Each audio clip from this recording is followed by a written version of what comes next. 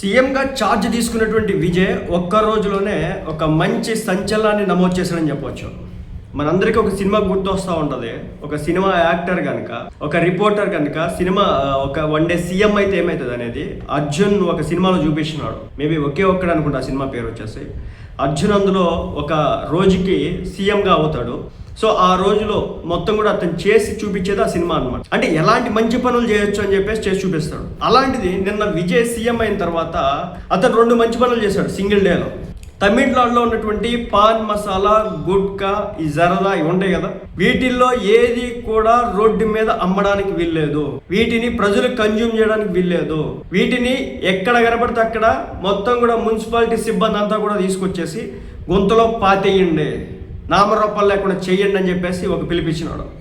దాదాపు కొన్ని వేల కిలోల ప్యాకెట్స్ అన్నిటిని కూడా తీసుకొచ్చి ప్రొక్లైన్తో దాన్ని తవ్వించి ఆ గుంతలో ఆ వేల ప్యాకెట్లని డంప్ చేసినటువంటి పరిస్థితి నెంబర్ 1. ఇక నెంబర్ 2 వచ్చేసి ఇంకొక గొప్ప డెసిషన్. మనందరికి కూడా చెప్తా ఉంటారు రాజకీయ నాయకులు ఎలక్షన్స్ టైంలో, ఈసారి మేము అధికారంలోకి వస్తే మద్యపాన నిషేధం చేస్తాం.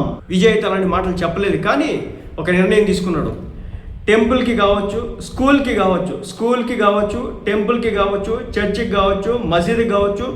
సో వీటిల్లో వేటికైనా సరే 500 మీటర్లు డిస్టెన్స్లో, అంటే ఒక స్కూల్ దగ్గర నుంచి 500 మీటర్లు అంటే ఒక 1/2 కిలోమీటర్ డిస్టెన్స్లో ఒక్క వైన్ షాప్ ఉన్నా సరే ఉంచడానికి వీల్లేదు.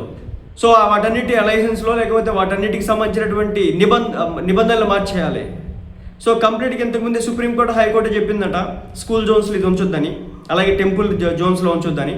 సో కొన్ని అయినా కానీ ఉంటా ఉన్నాయి. మీరు హైదరాబాద్ వెళ్తే కనుక కూకట్పల్లి, కేబిహెచ్బి ముఖ్యంగా ఒక ప్రాంతంలో ఒక టెంపుల్ ఉంటుంది, దాని పక్కనే వైన్ షాప్లో ఉంటుంది. దాన్ని తీయడం కోసం అనేక సందర్భాల్లో గొడవలు జరిగినాయి, కానీ అక్కడ ఆ వైన్ షాప్ మాత్రం పోదు. అలాగే తమిళనాడులో ఉన్నటువంటి చర్చిల దగ్గర కావచ్చు, మసీదుల దగ్గర కావచ్చు, టెంపుల్ దగ్గర కావచ్చు, స్కూల్స్ దగ్గర కావచ్చు, వేటి దగ్గర అయినా సరే ఒక్క వైన్ షాప్ కూడా ఉండటానికి వీల్లేదు.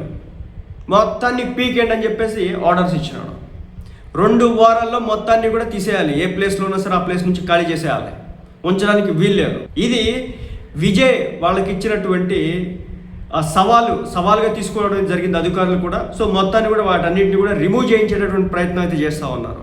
ఆదేశాలు జారీ చేయని దానికి సంబంధించిన లెటర్ కూడా పెట్టే ప్రయత్నం అయితే చేస్తాను అనమాట.